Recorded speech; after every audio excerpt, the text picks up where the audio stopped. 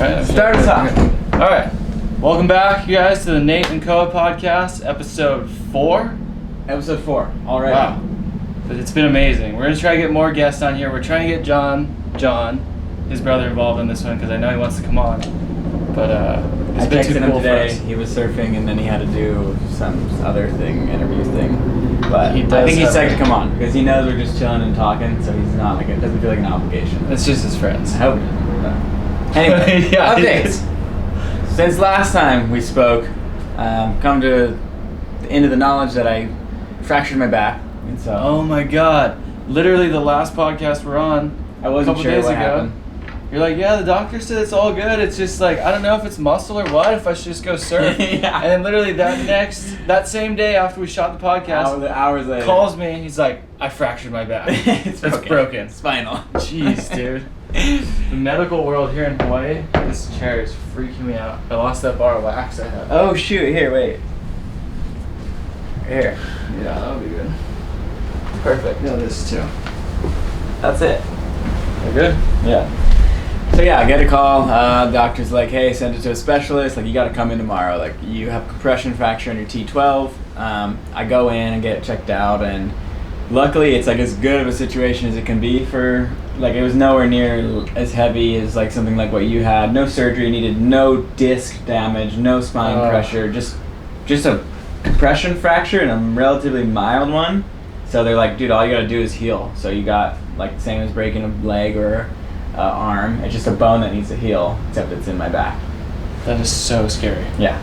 So I mean, but good news. That's good news for something bad that happened, because Yes. you broke your back, but it could have been a lot worse. Yeah. You could have severed your spinal cord. Yeah. And That they is said crazy. they pretty much were like, they're like, dude, it was probably due to all the lifting. That you saved it. They were like, nothing moved. It's the structure stayed perfect. It just broke in place. Oh my God. They're like, everything was held together. Nothing went out of place. No disc bulge, like nothing. So, I'm saying it was the deadlifts. That's proven. Weightlifting is proven to harden, densify your bones. Some people are built different. Yeah. Like my dad is 74 and he weightlifts every single day. Tell them about what the doctor said. And so my dad got his hip replaced. I don't know if he has 2 hips replaced or what, but so what they do in a hip replacement, they go in right here, cut the joint off, and hammer in another like synthetic made one. And they're like using an actual hammer. They use a saw and a hammer. It's And I so gnarly. spoke to the doctor after he came out of surgery in California, and he's like, your dad has some of the densest bones I've ever seen in my entire life. That's and he's crazy. 74. That's crazy. He got that surgery. And didn't they have to like bring in new machinery for Yeah, his they second needed one? like a different saw for his yeah, he did get 2. Yeah. And the same doctors like knew what to do, like They didn't have after the the first equipment. Yeah, for the. and yeah, they brought in like a special saw or something. My dad's all proud of that. He's all sick. He told me today. Yeah, he's I, gonna go, go. I think I'm built different. He's like, you. Well, listen to this. Doctors Yeah. told me I got 1% bone. I was like, oh, okay, sick. It was the doctor came out and was like, surgery went great. Your dad has some of the densest bones I've ever seen. It was like oak wood. That's I guess insane. It's a solid piece of wood. I'll grab my water. Okay. So other than that, like we were saying in the last few episodes, as it was leading up, the eddy came and ran, and it was the craziest thing ever because borderline like. I don't feel like I'm like spiritual or anything like, but this is borderline magical. The forecasting done on this because when I looked at the swell, when we looked at the swell, I was like, it's not big enough. Well, the numbers didn't show the size. Yeah, we can compare. I have screenshots of the day they called it off. Remember they called it on, and literally the next day they called it off, and those numbers were showing on our forecasting websites bigger than the numbers that came through the day they ran. So leading up to it, we're all talking like, is it even going to be big enough? What if it's like 10, 15 feet? We were tripping on the call. Yeah. And I was like, damn, I really hope it's eddy size. And that night, the buoys jumped up like crazy. It went from everyone thinking like, shoot, like whatever, they're gonna run, it's gonna be epic, but like, damn, I don't know if that was the call, to a 27.6 foot at 19-second buoy hitting. And we all were like, never even seen it before. Yeah, I've never seen that. I was like, no, like my heart just sank because I knew I was out. I know. I was literally so like bummed. easily hoping it'll just be 10 foot, nothing to worry about. You're not gonna miss anything. Yeah. You don't have FOMO. They're gonna be out there on their 6.6s. It'll be great. Everyone will have fun. Nathan won't miss out. Dude, you guys, I talked to Nate the night before. He's like, yeah, I'm just gonna stay at home. I can't be down there because like literally 40,000 people showed up or more, 50,000. And one of our friends has a house around the point. But the night before, I talked to Nate, and he's like, oh, I think I'm just going to stay at home, maybe fly my drone down. He lives like one street away from my man. And next thing you know, he's walking down in the dark while I'm stuck in traffic. And you stayed down there longer than I did. Oh my God. Just frying yourself, watching the craziest waves. Fan mode. It was, yeah. It was 25 foot. First thing in the morning, and we all knew the swell, like that wasn't the buoys when they would hit. Like we knew it was hitting later in the afternoon. And I was like, it's 25 foot. It's going to be the most historical eddy ever. It's growing all day. Yeah. And although I was like bummed to not be in it, like super bummed, I was just so psyched to watch because I'm just a fan of big wave surfing. And I sat there and did not look away for 9 hours straight. Yeah, I think Chloe and Dina just walked by. Oh, wow. Should we get them on here? Maybe. Tell us what it was like walking down the beach with that Holy crowd. Because shit. from the house, it sounded like a roaring coliseum. Did you go down there at all? No. Okay. I could hear it from the cliff, like the point though, and I was like, oh my God, down there? That crowd's not human anymore. So I can start from the beginning. Yeah, start from the beginning. I wake up and leave my house. Right now, if I left with no traffic to my man, I'm 3 minutes away from there. Yeah. And I leave my house early at like 6. Before you leave your house, what about what you sent us? Oh my God, yeah. So I live So one nuts. house back from the beach right here, and I wake up, it's like 5:30 in the morning, I'm in my fridge like packing a cooler for the day, and I just hear like this waterfall outside, like not rain, not anything like I've ever heard. I'm like, oh my God, what is that? Like, is it flooding or is my house gonna get swept away? Yeah. I have no idea what it is. Go outside, a wave washed up through those houses, down the Rocky Point path, and filled my yard. My yard's all muddy, filled with leaves and sticks and everything, but it was the first time I've ever seen a wave wash up through here into this part of the yard. I could not believe that clip. Because Rockies is protected Yeah. by all these high rocks. They're way above sea level. It breaks super far out, so it should lose its energy. Yes. And then it hits rocks, goes up a beach, and then there's another hill. So for that surge to get here, Yeah. the wave had to have been huge. Yesterday, I went down after the eddy on the beach right here, and the waves were breaking. This sounds funny. The waves were breaking 4 times. It was hitting this crazy reef out there, dying out, rolling into another reef, breaking again, Fourth reef. breaking again, and then breaking again at Rockies, and then coming all the way in. That is so much. The energy was just so powerful. It was just like surges just lifting the ocean. But back to going down there for the eddy. I leave here at like 6 thinking I have way more than enough time. I'm first tee of the day, starts at 8. Get stuck at Foodland, which is right the corner right before Waimea, and Dead I'm stop like, traffic. dead stop. I put in park. I was just like, I don't know what to do. And eventually a cop drives by. He's like, dude, the people are going crazy. It's dark out. It's like as early as it could ever be. And the people had flooded from the guardrail where you can watch Waimea on the side of the road into the highway. Just like blocked a it. mob of people Blocked it. just completely blocked the road. Like there was no rules. That is so insane. But I tried to get down through there, and I asked the cop, I'm like, what do I do? I'm in the first heat. Yeah. And I heard they were escorting people down. He's like, I'm not going back down there, but if you can get to that bend down there, my partner will help you through. So I'm like, okay, go around everyone. I'm just like parting the ways with traffic. Yeah. Ian Walsh starts following me behind me because he was second heat. Yeah. I get to the cops. Somehow I get down there. I have like everyone who's walking down, like parting the cars. Yeah, like, yeah, "Get out of the sounds way, like these telling guys the are-" movies in the heat. And everyone's being super cool, moving, helping us get through. Get to this cop on an ATV. ATV cop. ATV cop. get to him. Like, I just saw your partner. He told me to get to you. You'll help me get down to the event site because I'm first heat. Yeah. And he's like, who do you think you are? Blah, blah, blah. I just put out a video. I'm putting a video out tomorrow. I got the whole thing on footage on my vlog. You're not special. I'm not saying I'm special. I just talked to your partner. He said you would help me get down there. He said you'd help me, and I'm late for the most legendary event ever in Hawaii. And I need to be there. I got far enough, like, to get through. Yeah. And he put his quad in park in the middle of the road in like a very small spot that you couldn't even get around. Wow. He ended up trying to like stop cars before we got to the people, but he was just not a nice person. That's so like, lame. if you go any further, I'm gonna cite you. Blah blah blah. Like, Oh he's my like, you God. gotta turn around right here. You're nothing special. I'm like, dude, just let me get to my heat. Jeez. And luckily, where you guys all Nightmare. were, was super close and probably the best viewing spot. So you had to grab your boards and you had to walk down I across the ran. whole bay. Exhausted. Yeah, through all the people. A mob of like literally 50,000 There's people. 50,000 people in the bay. Screaming.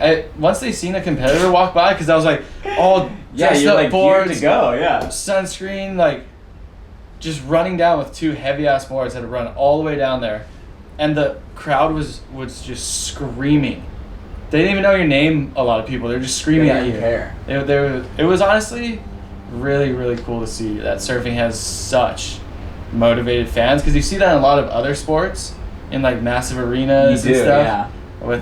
with everything, but that's like the first time I've ever seen that level of like stoked fans. It's so rare to get that many in one area for a single event, and I feel like the way, like how prestigious the Eddy is, it draws that crowd, but then the way Waimea Valley is, it like condenses them into straight up an arena. And then there's always it's crazy because at the bay there's always this offshore wind coming out, and so all the sound is getting blown out towards the wave. And so like when I saw you guys leave, right? Yeah. And then I'm like sitting up there, like, oh, I see a lot of people, like I'm looking around, and I literally hear when you guys hit the beach, because the roar of the crowd just goes all the way out to the wave to where we were, and I was like, oh my God. It was crazy. It is psychotic down there. These would, people also were partying for 2 days. Yeah. Like overnight they partied they into were that. camped out all the way down to V-Line. But anyone would hit the beach and they were just screaming at you. It was the craziest feeling to be like that close to that many people being so loud. Like the last time I heard that was the Eddy back in 2016, but I think this one was even more crazy. It's so crazy. I wish I could have been involved in that. Yeah. Just that part. Because I feel like you would know, but like with the roar of that crowd and then Waimea energy matching from this way, like you get that feeling of like, I do not care what comes in, I'm going on anything today. Yeah. And Waimea was as big as it could get. as big as anyone's ever seen it, as consistent as anyone's ever seen it. Like the size and the energy, and there was a 30-foot left barreling and hitting the rocks. Like It was the craziest day of surfing so ever. Heat 1 happens, and then what goes down in the heat? So I was heat 1 with your brother With John, yeah.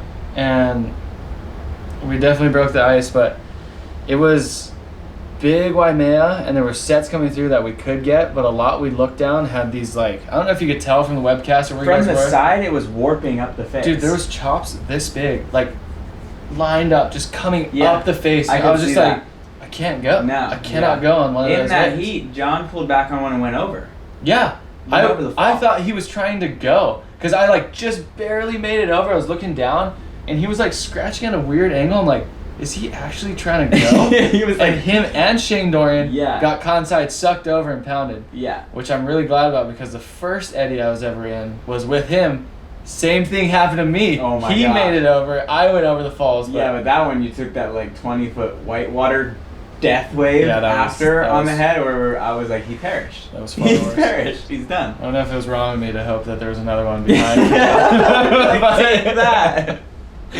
It was crazy. The energy was just like, I've never seen anything like that. Did you get worked on any? I fell on one wave and somehow didn't get too pounded. I actually did not surf nearly to what I was expecting I was going to do. I got like one okay kind of good wave that like semi closed out. I rode in, but I was just in the wrong place for a lot of sets. I was like pretty shook after. Really? Honestly, yeah. Didn't hit like the goals you wanted to hit in the event. Not obviously you want to nearly. win, but like Yeah. Or, I mean, you also want to just put on a show. I just wanted to send it on like when I got out there first team, I'm like, I'm just gonna go on the biggest wave of the event. Like that's all I wanted. was I the wasn't goal. even thinking about winning because Yeah. like it's really hard to score at that event. Like Yeah. Luke Shepardson definitely won. Yeah. That which was sick, but my goal was just to get the biggest one, and I kind of blew it. I was a little shocked. Yeah, that At the sucks. end of It it. sucks when you don't hit like the goal, right? It's more so like that's like something weird with big wave surfing is like the pressure you put on yourself to not like let yourself down, or what you think like the crowd wants of you. Like that's where I beat myself up the most. If I go out in a session and then I don't like get what I'm looking for, and then it's just like punishment on myself. Yeah. Like, When really like what did you do? You weren't in the right spot. You weren't like doing what you planned to do. But like, really, like, the ocean is you can't just go out and have the session every single time. There's those sessions where your timing is off, your positioning is weird. You just don't happen to be in the right spot, and a guy that has way less of an idea what he's doing happens to be in the right spot. Yeah. And like he gets the way, but you don't, and it's just like you can't like. I can't even talk and say don't beat yourself up over it because I already know what's going on in your head, and I do the same thing to myself. But I guess I just know how you feel. That sucks. I'm over it.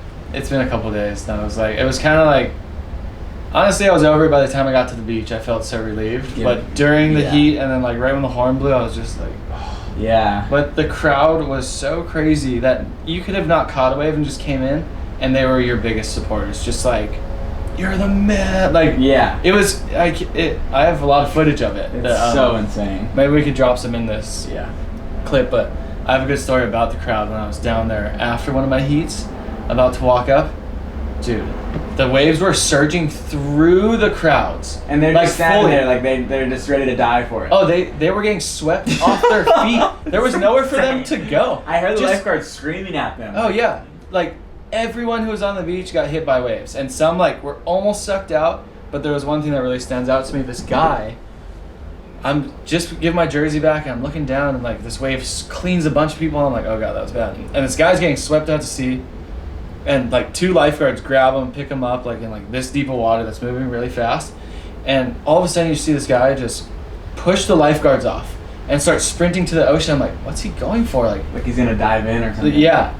And I didn't know, but another lifeguard runs right past him and like dives and like just on the hill, I couldn't really see what it was, and just stands up with this tiny dog that was almost in the shore break. Drowning in the shore break. It would have died. 100%. Oh, it would have died for sure. And the It was lifeguard went hero mode. hero mode got the dog. Oh my god. You should have heard the beach The then. crowd just goes insane. Oh my god. It was crazy. Wow. The lifeguards were the real heroes that day. They were. They were on high alert. This is what is so dope about the winner, Luke Shepardson. Kid grew up here on North Shore, in our generation, and he is a local lifeguard too. And he ended up winning the Eddie, but he didn't just win the Eddie like on his day off. He was actually lifeguarding Waimea during and in between his heats. Yeah. I see clips of him I'm like, oh, Luke for sure has the day off. Later I see clips of him.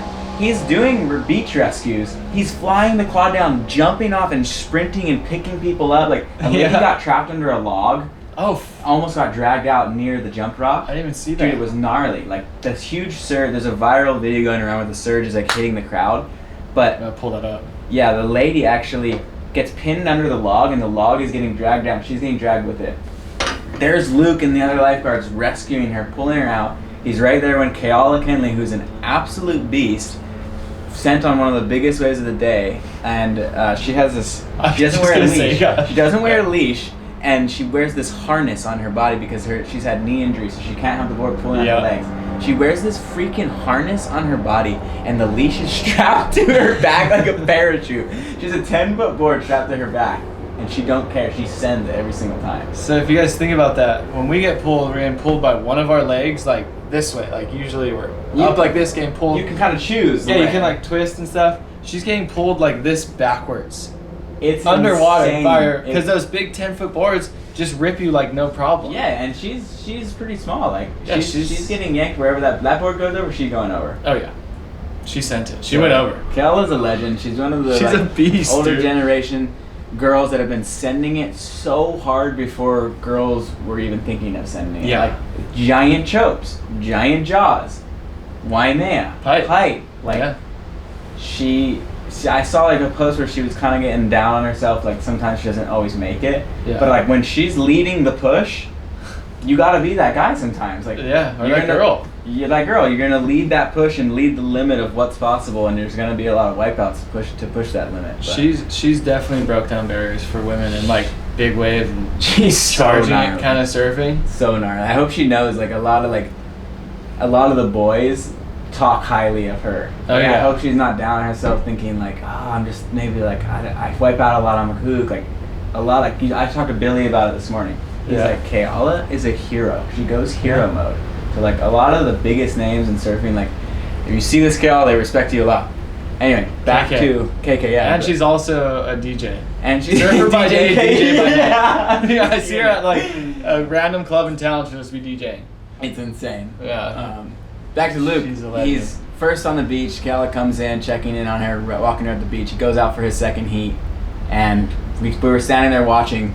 At that point, John was in the lead, and I had watched the whole day, so I had a great idea of who was in the lead and who hadn't gotten the waves. And I kind of knew it was like Zeke had performed insanely, Mark Healy had gone crazy, Landon McNamara had gone crazy, Billy was on a psychotic send train. He has one of the craziest elevator airdrops I've ever seen. Billy's got the gnarliest wipeout reel for sure. Ever. Him and KK. Yes. John was doing John things, and in his second heat he really like got the 2 scores I think he needed. I think he needed one more to make it like the trio like for sure. But again he like repositioned weird on the set and didn't get it.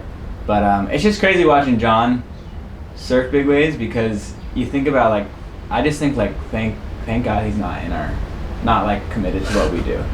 Because he's the best. Make us all look so bad. He's the best. Dude. He has that talent, and it doesn't change when he hits big waves. Like, if he was going to all those Jaws sessions, he'd be like the top guy. The top guy, 100% backdooring, surfing huge barrels. Like his positioning and his skill on wave totally translates somehow to big waves as well. His ability to read waves, I see, in any size. It could be half a foot somewhere on the tour, or it could be 30-foot outer reef. He's pig dogging a huge left. Yeah, left or right, front side or back side. He's insane. Yeah. So it was insane. It was so fun to watch. Makes me feel great about myself. Well, he's the world champ. Okay. Yeah, true. We can't compare ourselves to that because he's just on that high of a level. And we won't. A lot of people ask me all the time.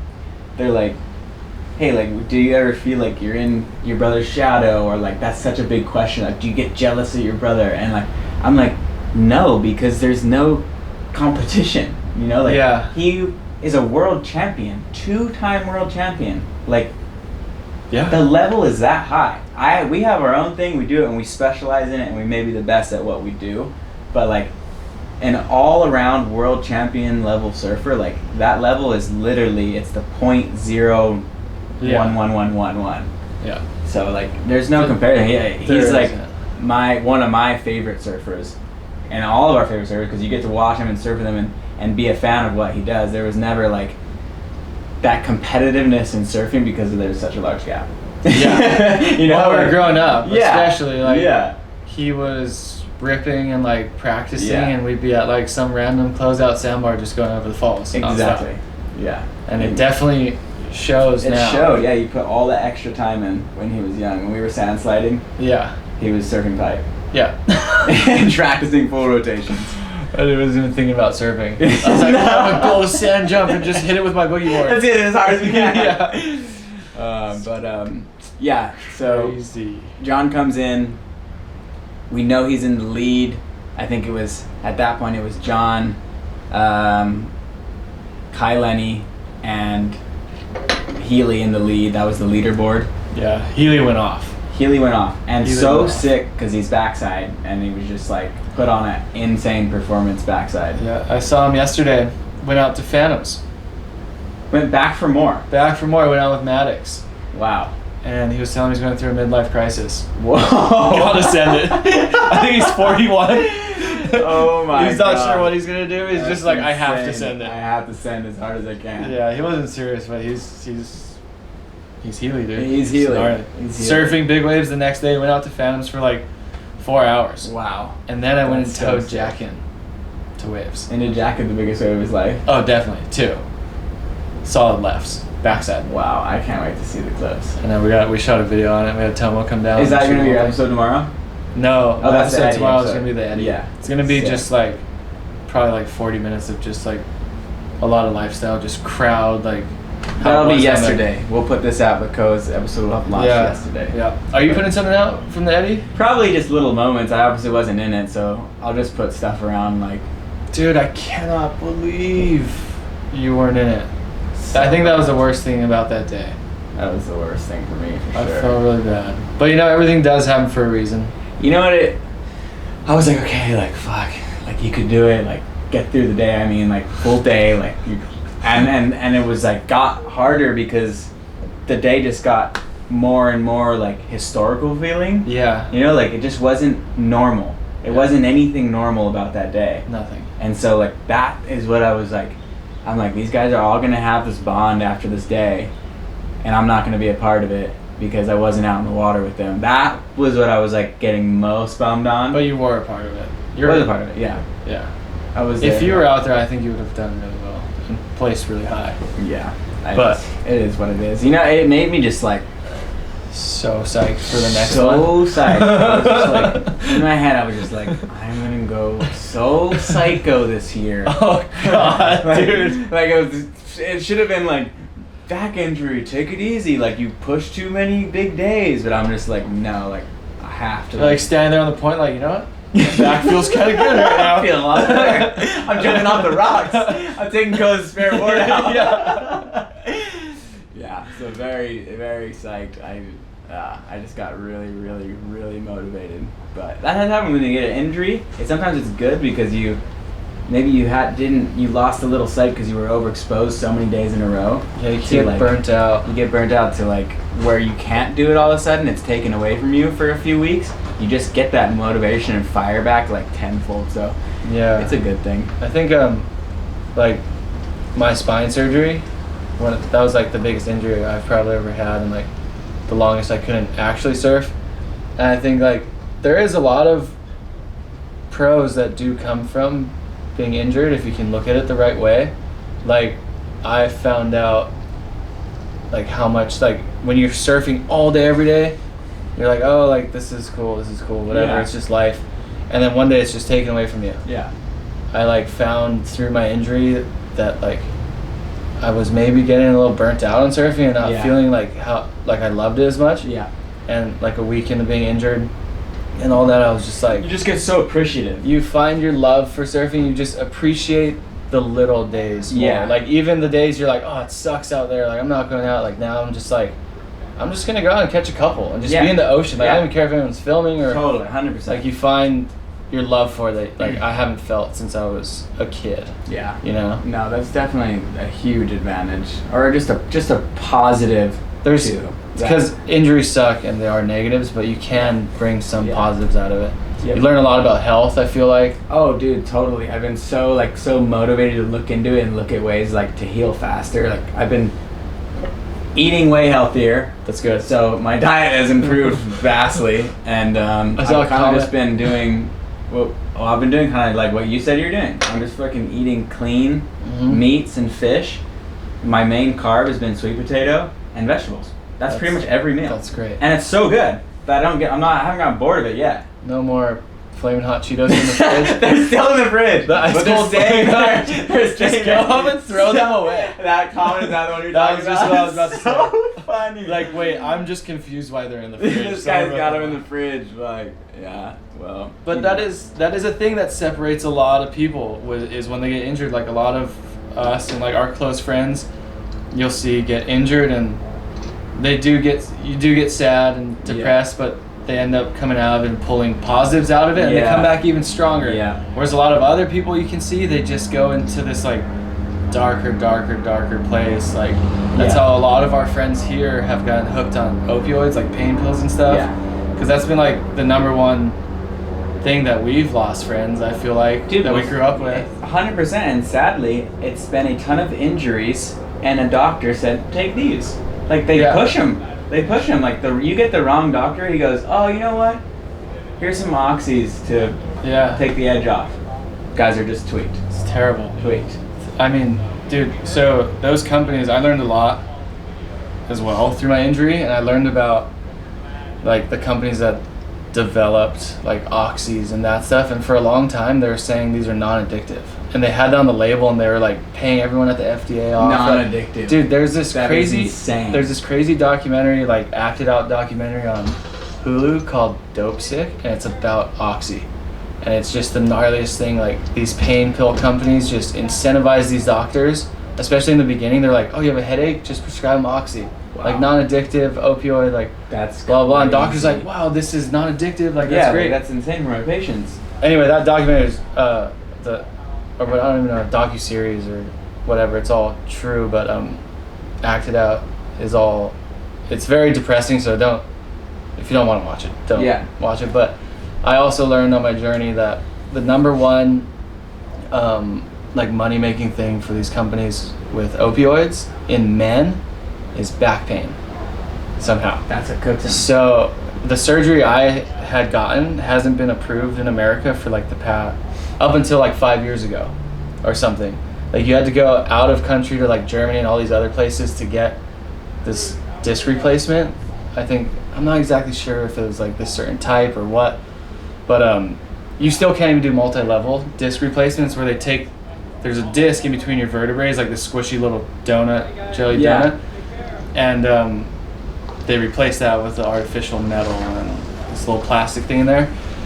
But that surgery wasn't approved here for so long because the pharmaceutical companies just fought it. Wow. Yeah. They were over it. Because I have no pain. Too quick of a cure. Yeah, I have no pain. I'm surfing good as ever. Like, I can have a normal life. That's with so insane. No pain, not even They're Advil. just thinking along those terms. Like, no, keep them in pain. Yeah. How can we keep them in pain longer? Because that serves our product. Yeah. And these are things you learn when you get injured. You're like, wow, like, pain pills aren't good. Like, that's just part of it. Is like you're doing tons of research. Like, I'm on all these epic little things that I should have been taking before, but now I'm taking. But I need to continue. MSM, glucosamine, fish oils, vitamin D, and calcium, all for bone growth and health and joint health. But I'm like, the amount of punishment. Why wasn't I just like religiously taking these before? Like, you just don't have the motivation to do so. But once you're injured, you do the research, and that's another huge thing. Is like, I'm sure you get it a lot too. I see a lot of comments on the YouTube, a lot of DMs of people trying to come back from injuries, and they have a ton of trouble with the rehab and dealing with certain things. You guys got to get tons of different opinions. Like, I mean, we're not doctors, but what we do when we do get injured, we don't just go to one person and get a singular opinion. We get a bunch of different opinions, a bunch of different ideas. One says surgery, one says no surgery, one says health, one says you need to train more or do this or focus on this or that. And so one says pain pills, antibiotics. Yes, you gotta get a ton of different opinions and then make a collective what works best for you. Like when I first had my knee injury, they're like, no movement for 6 weeks. I went home and my leg was just, within the first week, started shrinking up to nothing, and I was like, screw that. Atrophy. Yeah. I just started doing quarter squats. And they're like, no weights. I was doing quarter squats, and I started doing them weighted. And I would just do these squats. I'm not saying to do this. It's just, I might have been way off. What worked for you? What worked for you? But I would just keep away from the pain level. And I just did squats and one-legged work until my quads got huge through the recovery. They were like, oh, you probably will need surgery. I never needed surgery. I healed. I have no residual pain, no scar tissue, nothing. From this injury. I did all the rehab myself. I never even went to a PT. How did you figure this out? Did you like YouTube it or? YouTube is the university of the world. Like I'm thinking like universities, they're all powerful and but they're businesses. I'm thinking in the future, everything you need to learn or want to learn or motivated to learn, where you're gonna actually absorb it, can be learned on the internet. Yeah. Straight up. And that's what I did. I was looking up how the Chinese Olympic lifters come back from knee injuries, what they do. And there was so much different stuff on like intensive training. And now you see a lot of those football players, they'll get their knee injury, and maybe they get a surgery, maybe they don't, but they almost like a lot of times very quickly go into intensive training, and they're trying to get them back in the game, but they recover so fast, and I feel like that's kind of what I did. Anyway, got a big injury rant. Yeah, we can switch it to something back else. to freaking something more happy. Our boy Luke, the local lifeguard champion thing. We're all standing there in the yard after it's the end of the day. Somehow his heat comes up. He wasn't in the top 3 everyone, but he had a perfect score. Oh my God! Wait, was he the last heat? He was second to last heat, and this heat comes, and it's just literally the biggest of the day. Like every 2 minutes is another 25-foot closeout set. There must have been, like, to put into perspective for you guys, like when the waves get big and we go to Waimea or somewhere else, there'll be like 1 or 2, maybe 3 closeout sets at Waimea a day. Of in big one wave surfing. swell. In one swell. Yeah, this was like nearly every set, and then it was just a matter of which closeout set was bigger than the one before. Yeah. You know, like, and so we sat there and watched because we're all like really into the leaderboard at this point. Is John gonna win or who's gonna win? We see Luke get 1 bomb, and we're like, oh my God, he just needs 1 more. And he got it. 10 minutes later, he just gets this huge, beautiful freaking Waimea wave, like the most classic, most insane 25-footer. Yeah. And we just all were like, he just won. I know, I remember John being like, Luke just won the Eddie. He just won. Because he was in first for sure. And they stopped releasing scores at one point. They did. After round 1, they said nothing. Yeah, they wanted it to be suspenseful, but everyone kind of could tell. Yeah. With his waves he got that were definitely the biggest and like cleanest. And it was rad, you know, we went down and they announced the winners, and Luke was emotional like before there was even an announce of who won. They just got him up on stage and each guy said a little something, and Luke was already like emotional just before his speech, and probably just being up there. You know, and he's standing there in his lifeguard work shirt. And then he wins, and it was huge. He didn't even drink a beer because he's on duty. He just went back to work. Yeah, he went back to work, dude. Finished his crazy. Hours. That was, not only was it probably the craziest day of surfing of his life, but it was probably the busiest day of lifeguarding. The gnarliest day to be a lifeguard he's ever had. Because he wasn't a lifeguard when the last Eddie ran. There's never been a situation like that on the beach anywhere for lifeguards. No. To put up with that many people with that caliber of wave and danger level of like these people could get swept down and die. Yep, there was houses we saw photos, houses had their doors blown in that were beachfront by surges. Like that was like the power of this swell. Dude, Pizel Surfboards lives right here with his wife Dally, and he has a barbecue. He lives right on the beach, right in front of me. And that wave that surged through here, he has a barbecue like kind of near the wherever the berm is where you can see the ocean. I don't know where I'm going with this, but anyway, this barbecue gets swept away and goes through all his surfboard rack and blows every one of his surfboards he has at home out down the road right here. Yeah, one of the boards was broken, all of them are dinged, and all the like leaves and shit that was under his house just came straight into my yard. Oh man, yeah, he said he had sand in his screens. Yeah. I'm like, oh my god. It probably hit like everything just went flying. We gotta get Pizel on here and do some board. Yeah, you guys gotta comment on some guests you'd like us to get. John, we're trying to talk to. Who knows if he'll come on? But John Pizel would be good. I talked to Kala Alexander today. He's like an older brother to me and you. Yes. We got a lot of people we can get on here. We should definitely, I think now, try to start getting some guests on. Yeah, we will, and we'll just go. We'll go event by event, and not necessarily competitive, but just events in surfing. Yeah. You know, I mean, we're young, but we have veteran opinions in the sport, I feel like. Yeah. And so, I don't know, it'll be fun. It's been fun. That was great. Is that it? Feels like that's it. Yeah, cool. Another one. 4 done. Take on. Episode 4 done. You guys like this video, subscribe to the channel. That is the Eddie full breakdown. Inside look by Koa. Outside look by Nate. Yeah. We'll see you guys next time. That's a wrap.